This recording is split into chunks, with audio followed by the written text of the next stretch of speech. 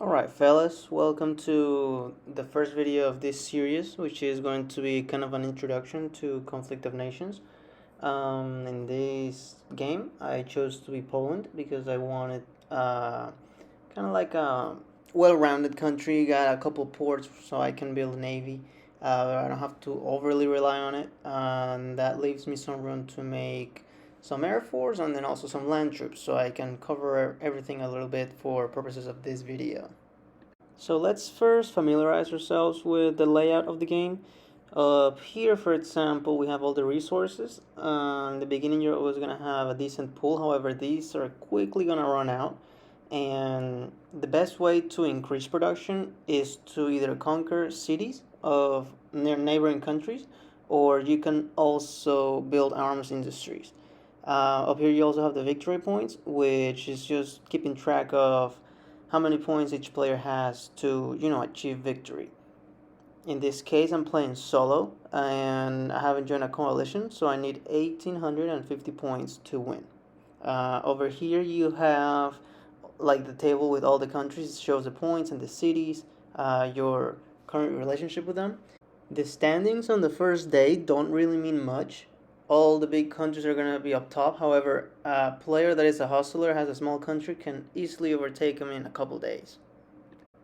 Over here we have the coalitions. For example, this Asian Empire is a coalition forming in Asia. Spain created one, and then over here we have Latin American countries that created also a coalition. If you wanted to create your own coalition, you just click here and you create your own coalition. That way you can decide who you want to fight with. Next, we have the messages. Here you can start a chat with any other players, or you can go to the table and just pick one. Let's say I want to send Russia a message. Moving on, we have the market. Over here in the beginning of the game, you can buy resources if you're running low on any of them. However, all of these are AI generated. So once you buy them, they're gonna eventually run out, and then it's gonna be all actual player offers. And everybody's gonna be running low on resources, so there's not gonna be many offers that you're gonna be able to buy. Alright, the cities tab, it's only a list of all the cities that you currently control. In this case, I only have my homeland cities, which is SITS. Over here we have research, where you're able to see all the units the game has to offer. I always like to make kind of like a preliminary plan before I start actually researching because I don't want to waste any rare materials nor supplies. For example, in this game, I'm gonna go for motorized infantry because it doesn't take as many components to produce and it only really takes supplies. So, how do I pick what to research? For example, let's have a look at Belarus. Belarus is completely landlocked. They don't have any ports, so they don't have a use for navies. So don't waste any resources researching ships. However, you do want to focus on having strong land units and perhaps some air force. If mid to late game you do want to produce some ships because the game has evolved to the point that you need to, you just go to a port that you have conquered and then you have to annex it. Let's have a look at Japan. Japan is a different case.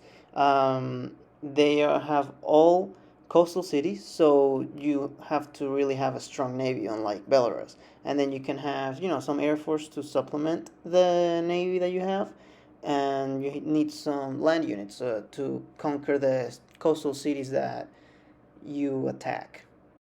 This is going to be the case for all island countries, anything that has a lot of coastal cities as well. Of course, if you have Vietnam, for example, you also want to have some land units. But this goes for New Zealand, Indonesia, Cuba, and if you want to go something a little bit more land focused, then I would pick something like Chad, Congo, Bolivia, Kazakhstan, Mongolia, you name it, because again, you don't have ports to worry about. If we have another look at Poland, again, I have two ports, which allows me to have some naval power. However, I am in the heart of Europe and I have a lot of countries that are army focused, so I need to have a little bit of a well rounded military. The next thing I like to do is looking at my neighbors. For example, if we go to Germany, you can see the buildings he has, started to build. For example, here in Hamburg, he hasn't built anything, so maybe he's not as active. I like to go to their profile so I can see their level, and he's level 30, so he should know what he's doing. Maybe he hasn't fully built yet. If we go to this side, we have Belarus, who is level 1. So he shouldn't be much of a threat. Perhaps we can conquer him early. It is important to say, though, that level 1s are unpredictable, so that he might invade me out of nowhere. Let's have a look at Ukraine. He is level 14, so he is, getting a grasp of the game. He perhaps is good, but it's a little bit intermediate, so let's just keep an eye on him. The bigger threat is Germany. Level 30 is quite high. I usually don't like to attack AI countries first, because not only does it show your neighbors that you are a little bit distracted, incentivizing them to attack you. For example, down here we have Slovakia, that has a component city, and we also have Czechia, and we have Lithuania nearby. If you attack a country that is actually controlled by a player, not only are you taking out a threat, you're also getting more points and resources because player-controlled countries have more cities.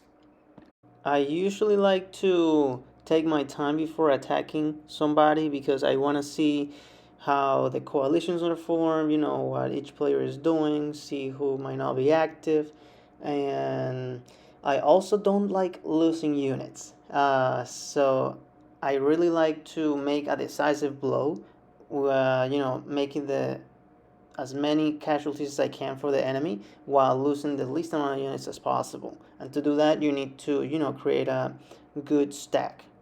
Let's talk about strategy. In this case, in this game, I'm gonna kill land units with strikers and artillery, especially if there's some AA.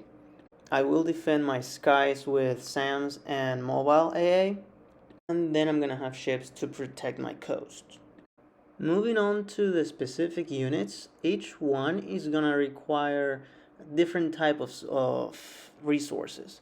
So for ground units in the infantry, you're gonna have some that require supplies and components, and then some that are gonna require components and electronics. If you tap a unit, you can see the specifics of it. So if you go to motorized infantry, you can see what requires to be built. In this case, is just the research and an Army 1 base. And down here you can see that there's a daily upkeep. Each motorized infantry that you have is going to take 40 supplies of your daily production. Your country and how many resources you produce of each is going to dictate a lot on what type of unit you pick. For example, as you can see down here, the mechanized infantry takes more components but takes less supplies. So if I have a country that produces a lot of components, perhaps I want to go for mechanized.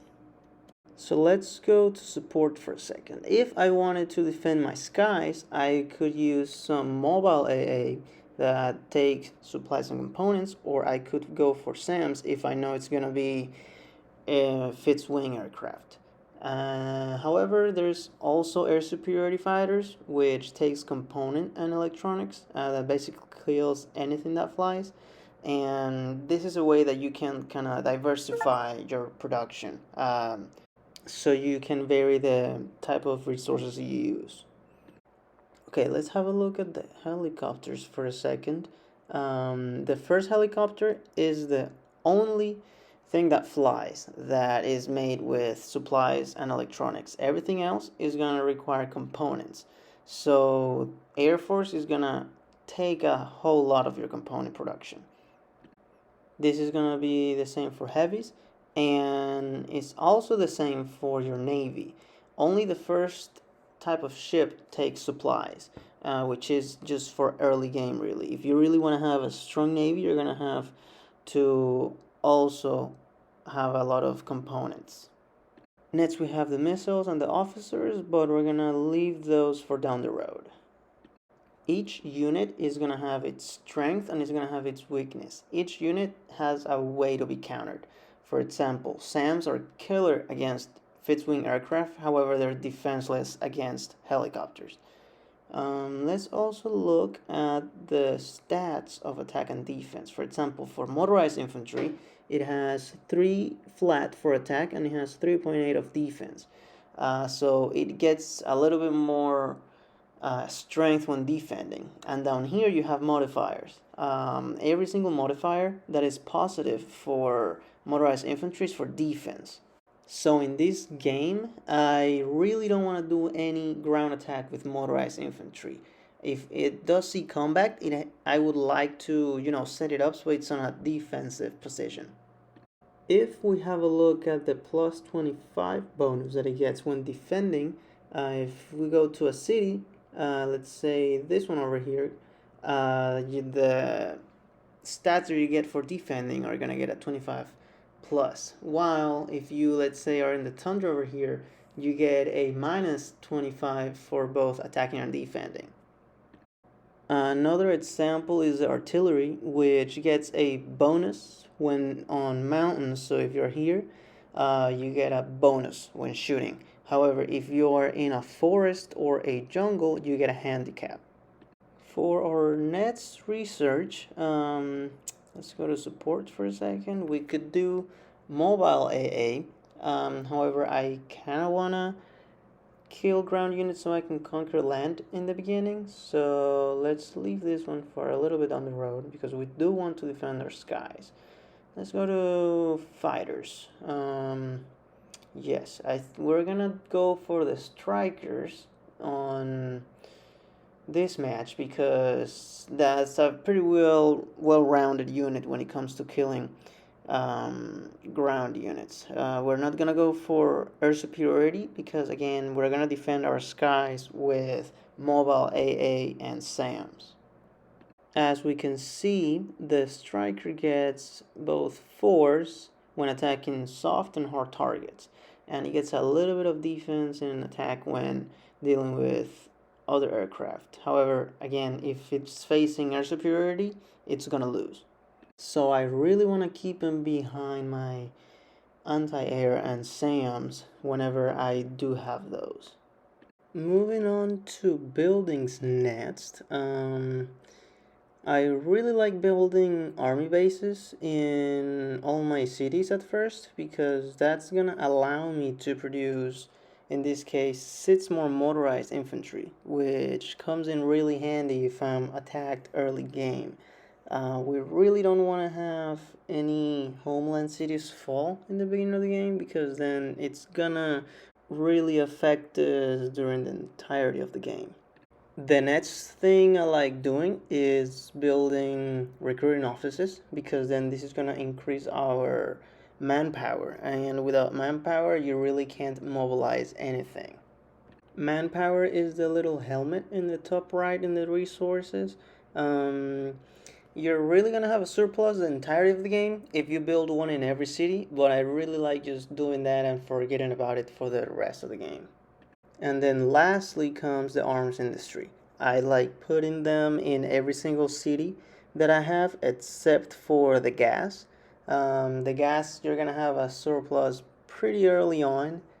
You might be a little short in the beginning, but it's really not worth it, not even buying from the market, because you're gonna stack up on fuel. After a couple days pass by, you're gonna get a clearer picture of what resources you're gonna need. You're gonna quickly realize, oh, okay, I'm gonna make a lot of electronics, so I'm not gonna level up that arms industry. However, I'm gonna be short on supplies, so I usually just focus on leveling up let's say the supplies arms industry because I know I'm gonna be short on that, and that way I don't really put resources that I could be putting elsewhere, upgrading arms industry that I don't really need. Alright, I'm gonna cut the video so I can put all these buildings in the queue so we can talk a little bit more about the different type of units. Okay, over here in infantry, this is gonna be the backbone of your land units. This is what's gonna allow you to conquer and keep territory. Let's see. However, there's some like the special forces that do not conquer territory, so keep that in mind. But like everything in this game, the trade-off for that is that you get a lot of points when you attack. You deal a 7 damage for infantry. As you guys can also see, the special forces are an offensive unit. Everything in the attack row is going to be greater than the defense. Okay, so let's have a look at armored. Armored is what's going to accompany your infantry, and it's going to defend it and keep it relatively safe. If you have the main battle tank, for example, this is the one that has the most health points. So when you get damaged, the tank is going to absorb a whole lot of it, so your infantry doesn't die. However, each is going to have like its own unique ability. The combat recon vehicle, for example, allows you to see the composition of an enemy stack within sight. So instead of being like a question mark that it usually is when it's regular sight like any infantry, you are going to be able to see how many units it has and what type of unit it is. Then we have the armor fighting vehicle, which is just like a light tank. The amphibious, which is same thing, light tank, but it doesn't need a port to get in the water or get in land. The next one we have is the main battle tank, which again has the most HP and it deals a whole lot of damage to infantry.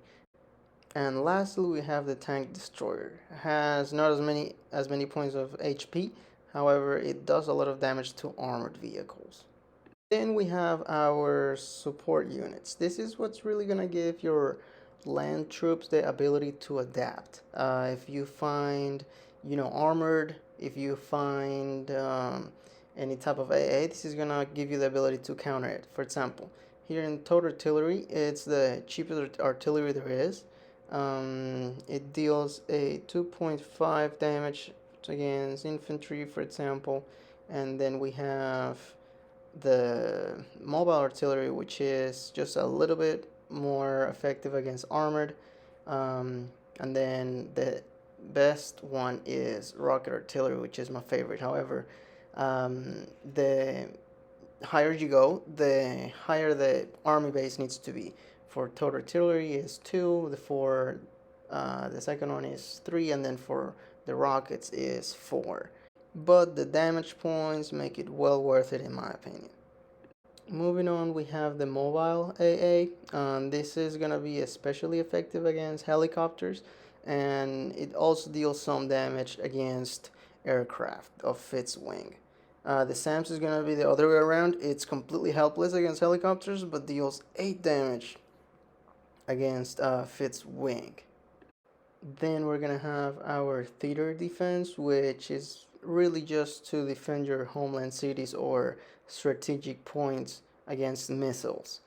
Then we're going to have our mobile radar, which is going to be helpful especially to identify the targets that you want to hit for artillery, because if you don't have it, you really don't take advantage of the range that your artillery has. You have to see it, and by that point it's very close, and if the enemy has greater speed than you, they can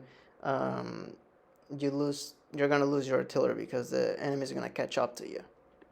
Next, let's go to the helicopters. The first one is going to be particularly effective against soft targets, anything that is infantry. The second one against armored, and the last one is effective against subs and perhaps ships. I'm not entirely sure. I don't really use it. Yeah, looks like it does some damage to ships as well. Moving on to the heavies, we're going to have the naval patrol aircraft, which is very effective against subs and also ships. So if you're landlocked or you want to put a little bit more punch to your navy, this is a pretty effective unit. Then the AWACS is going to be a purely recon unit. It's going to detects armored, doesn't detect infantry, and it's also best on the sea. because it sees any surface ship. If there's any transport unit bringing troops to invade your homeland, or any ship coming your way, you're gonna see it. And then the heavy bomber is effective against anything that is infantry or armored, especially infantry. Let's go to fighters. As I explained before, the air superiority is gonna kill anything that flies. Any fixed wing or helicopter is gonna be shut down. Then we have the strikers, which are just to target land units, really. Keep in mind they're vulnerable against SAMs. Then lastly, we have the UAV, which is a recon unit. It's kind of like the combat recon vehicle. It lets you see the composition of a stack. Let's have a look at the subs next. The first one is just the attack sub. It's really just to sink enemy ships and also subs. Then the next one is gonna be the ballistic missile sub. This also does some damage against enemy ships and subs. However, this is really just to put in the middle of the ocean, put a nuke in it, and if you want to nuke somebody, there you have it in the middle of the ocean. So it's gonna be your nuclear deterrent. Oh, looks like Germany is moving on to our border. This could be some trouble. I didn't want to fight him yet. Let's move some of our units that way so we can defend in case he attacks. And let's also start using our diplomacy. Let's message some of our neighbors to see if we can make some friends. Let's go for Belarus first. Wanted to invade him, but let's message him and ask to be friends so we can perhaps focus on Germany. Let's also do the same for Ukraine. Hold up, let me send a message. Here we go. And let's go for Ukraine as well, because I really don't want to have two wars at the same time. There we go, message. Oh yeah, this is the level 14 guy. Alright, let's see. Hi, friends. And let's also move our artillery that way, so we have that constant additional damage behind behind the lines. Alright, and once we put this here, this is gonna be it for this video. Tomorrow I'm gonna keep track of the match on my phone during the day. However, when I get home, I'm gonna make another video to kind of give you guys an update on how everything unfolded and what our next moves are going to be. That's all I got for today, and hope you guys found this video helpful.